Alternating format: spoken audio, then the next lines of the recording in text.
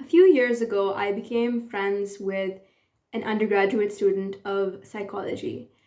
And over the course of our friendship, she developed this habit of psychoanalyzing me. I don't think this was entirely intuitive in the sense that doctors might have a tendency of separating work from real life and just providing counsel and perhaps not being as uncomfortable with anatomical parts and human suffering. I think it was very much affected and something that she postured more than actually perhaps had within her. But one of her diagnoses of me included this idea that I was guilty of black and white thinking. She said, I've noticed that you have a tendency of viewing things in the extreme. You either go all into a situation or all out. And this is not a healthy way of thinking and it's not benefiting you. Over the course of our friendship, I would be diagnosed with many different kinds of thinking, behaviors, illnesses, sometimes complementary, other times contradictory. But one thing that I couldn't ever get out of my mind, and I think about many years from now, is still this idea that I'm guilty of black and white thinking. And I think she was right. Every single year of my life that I have spent not talking to her, I have in some way been proven again and again that I do have this tendency of thinking of things in these contrasts. This translates to how I approach friends and relationships. Someone is either to me completely perfect and their flaws can be forgiven, or they're completely evil and I don't view it entirely in such a stark way. But I do kind of see someone as being mostly good or mostly bad in some way. I also see this translating to my work. I'm either studying the whole day, 24 hours a day for like 5 months, or I haven't read a single book in my course in the first month of university, which is a situation we find ourselves in today. I've decided that this way of living in extremes, of these high highs and these low lows, is not conducive to the kind of life I'm trying to create for myself. So I'd like to make an active effort to do a little bit of good every single day and to choose consistency over perfection, just because I'd like to see how this goes. I've seen how aiming for perfection has been in my life. I've found that when I aim for perfection, I either am so intensely and obsessively involved in a project that I do derive good out of it, or I make no progress at all. And as Joan Didion said, those gifts are irrevocably wasted on me. All those unkept promises and things. I'll put the quote up here. But I thought that I should perhaps think more critically about how I'm choosing to spend my time and how to train myself to do good, a little bit of good every single day, and to do it consistently and see where that takes me. I have realized that I have struggled to bring about real change in the absence of perfect conditions. Sometimes the perfect conditions just means it's a new day, it's a new year. There's an aspect of novelty. Everything can be compactly considered in a single space of in a particular period of time. This happened and then this happened. Good stuff happened, bad stuff happened, and they're all periods of time. Whereas that's not true. A single day has thousands of shades, like the sky does. You have sunset, and you have night, and you have morning, and you have all these shades in between, even if they're little, like quite subtle shifts. And you don't realize that it's changed. You just look up at some point, and the sky has changed color, and you weren't monitoring those shades in between. I think I'm viewing my life too much like morning, afternoon, night, and not the glorious beauty of the shades that make up the colors in between.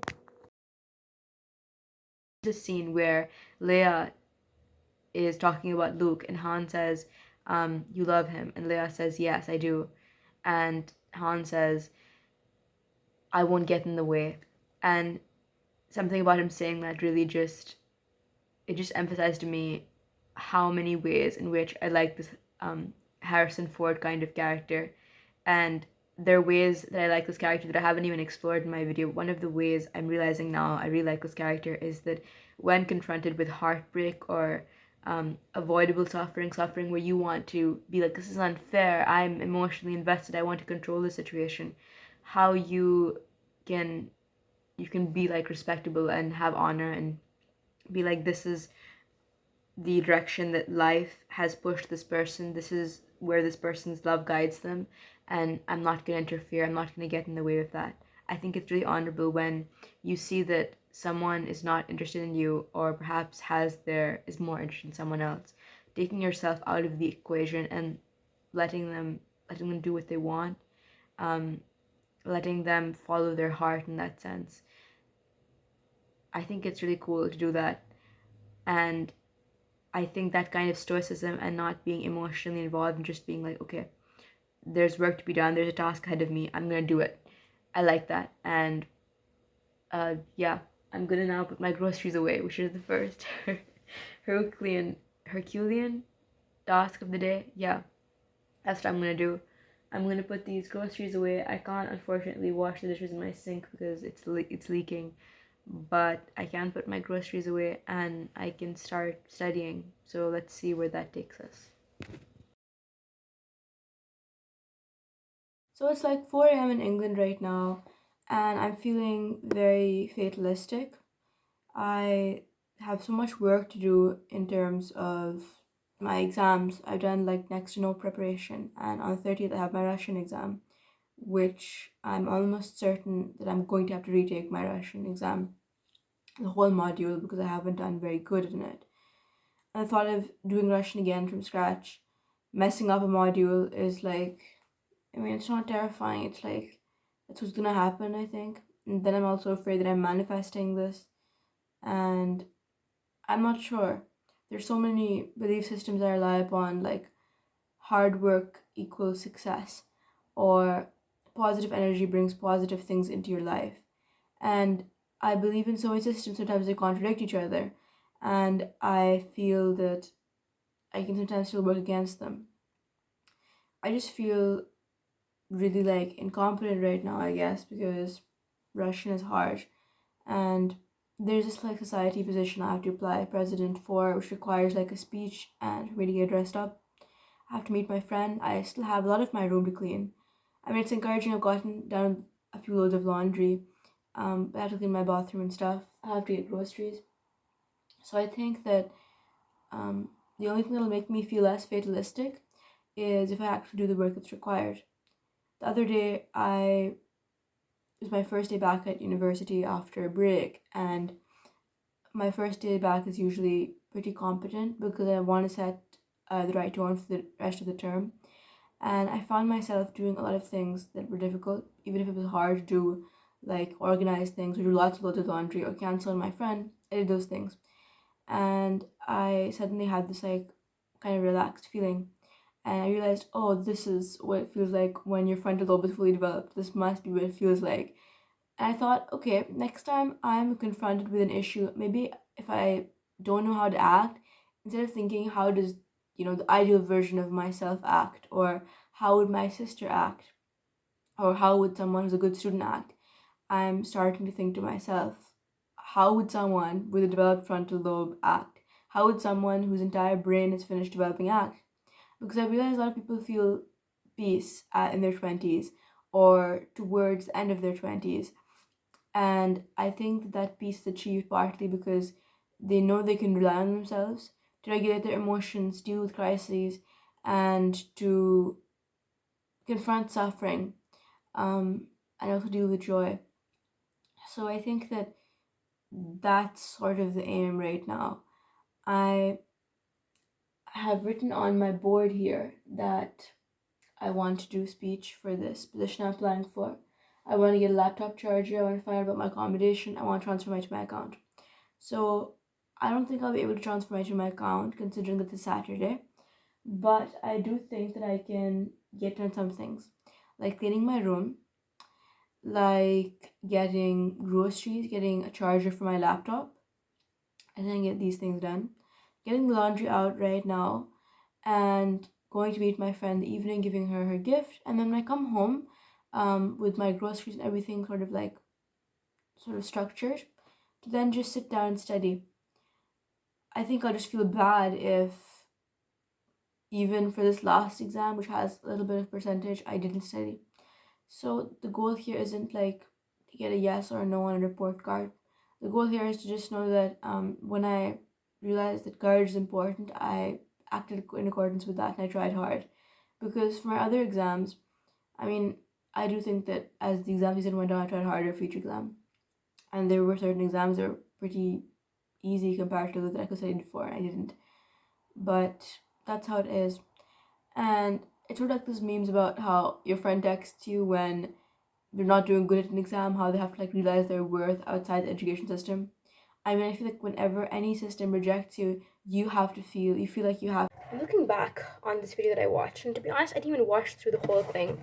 Um, I don't know if I ended up reaching the kind of satisfying conclusion that would exemplify the whole idea of doing things even when you're hopeless, but I feel like I should say something because the original plan with this video was that with each emotion that I felt, I would have a time lapse or me doing the thing that's difficult. So, for example, when I felt hopeless, I would talk about what that means and what it means to do something, even if you're feeling hopeless, and come up with solutions, and then actually implement that solution, perhaps through a realization that I've reached, or just like a time lapse of me studying. But with this thing, do things when you're hopeless. I didn't do that. I made this video and I don't even remember. I had forgotten kind of that I had this video. It was in the back of my mind, but I'd really forgotten about it. And I'd filmed this video in the beginning of first term. And I'd like to give that version of me some kudos because the person who was making me so miserable, I was able to break up with him. I was able to look at him and say the words, I don't think we should see each other anymore. I wish I'd done that sooner. I wish that I hadn't tried to get him to stay and talk. I wish that I had emotionally self-regulated more in that situation, but I'm glad that I was able to look at him and say those words. And I'm glad that I was able to do brave things after that, like not be friends with him, not go to his party, not engage with his friends that I don't like, and turn down the position for his society. Like, those are all things that my ego would have really liked me to engage in. My ego would have loved to have something else for my resume, for my ambition. My ego would have loved to be friends with him, try and convince him to never lose him as a part of my life. Especially a few years ago, that desire would have been so strong within me. My ego would have wanted me to like make sure that his friends like have a positive impression of me. I realized I don't like this guy, and I suddenly realized I don't want to be friends with this guy. He offered me his friendship and he sent me a follow request.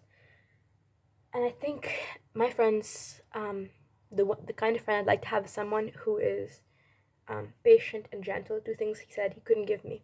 And I think my friends are also funny and they're not obnoxious. And he doesn't sound like a very good friend. He doesn't sound like someone I'd want to be friends with. And like my ego was not as strong in the situation as much as it was being involved in romantically. But I'm really glad that I was able to leave that situation, even though I felt a little bit hopeless. I still went to societies even if he'd be there. I still decided to reject his offer of friendship, even if it meant that I wouldn't be able to like use his name to get into a hotel basically, because that's what it felt like. I wanted people to see that he follows me and they'd know that this cool, older guy who they respect, like, is part of my lore. But I think that when I develop a more positive impression of myself, I'll be able to see that I ennobled him just by virtue of being beside him. And it wasn't the other way around at all. And something else I did was I moved out of my accommodation. I moved out. I donated clothes. I put books away. I got this all done very cheaply. I did it even though I was like scared and like feeling I was crying a lot. Another thing I like to give kudos to myself for, after waking up with this guy the next day, I had breakfast with a friend. I wore a beautiful dress. I tried to write down what I was feeling. I tried to be kind to myself. I went to different parties. I like that. Another thing that I want to give kudos to myself for doing, because I think these are all examples of me doing things even if it was hopeless. I still wore beautiful, and maybe I did it because it was hopeless. It felt a little bit hopeless. I knew he wasn't the love of my life, but I did feel like I'd lost someone who was important to my life at university. Perhaps even if it was on a very ego, superficial level, even if it was on the level of stimulation and engagement, there was also a level of like, I have someone here who is my friend, and I was able to see that like that's all the more reason to like be who I want to be. And I don't know, I feel like relief after leaving him. And I was able to like see that he is hopeless. It is not a situation that's hopeless, it's him that is hopeless. I mean, maybe that's like sounds a bit pessimistic. Everybody's capable of good, right? But I think back on that situation, I think that like I don't like receiving his memes and I don't like receiving like him in general. I don't like him. And it hurts that his friends blocked me and he doesn't follow the Buddhist site on Instagram anymore and all of that. But I think that every time a guy has left my life, I've managed to like turn that into gold, and it's been really good for me, and I'm excited to see what this means for me. Last time it was just pretty clothes. It was pretty clothes, and it was like slowing things down. This time I want to see, what do I do? What do I make of myself? And I've been reading, and I want to see what life could look like for me, because I can see that he is a little bit of a distraction from things that really matter to me. Love's not a distraction, but I did not love him. I felt love for him, but I think I did, but I didn't love him. And I would like to see, what does love look like in practice and what does it mean? And these are all examples of me doing things even when they are hopeless. Because despite everything, I ended that thing. I moved out of my accommodation and I'm back home, and I am making an effort to do things. And I've gotten a lot of perspective. Like the opinions of certain people don't matter as much, and I'm realizing that perhaps no one's opinion matters except my own. I'm trying to work on that because I think I've stumbled upon a truth, and I feel a little bit ridiculous, and realizing those feelings of feeling ridiculous, of feeling stupid, of feeling ashamed, they are all the consequences of not having hope. And I don't feel ridiculous. I don't feel ashamed, and I don't feel stupid. I mean, I have times when I do, but I don't feel the same all-consuming way I once did. And I think that part of the reason how that happens is by making the unconscious conscious, and by making an effort to be there with me and like on my side, and choosing to be imaginative. I like to imagine a future that is beyond the sky, and I've gotten really good at doing that. And to figure out what life means for me, because I don't know what the meaning of life is, and I'd like to address that. And I'd like to engage more with ideas of interesting people. And those people have given me reason to hope. Reading Sontag or books about colonialism, they have, like, I found them amusing. They've made me laugh. And they've shown me life might be able to look different. People think different. And I still feel hopeless sometimes, but I want to show myself that I can still do things, even if I feel that way. So basically, to the girl who made that video and she didn't reach that conclusion I wanted, you lived out that conclusion in a number of really cool ways. And I think you can do even more. And you're choosing optimism over fatalism every day, and that's made a difference in your life. And you can bring about change.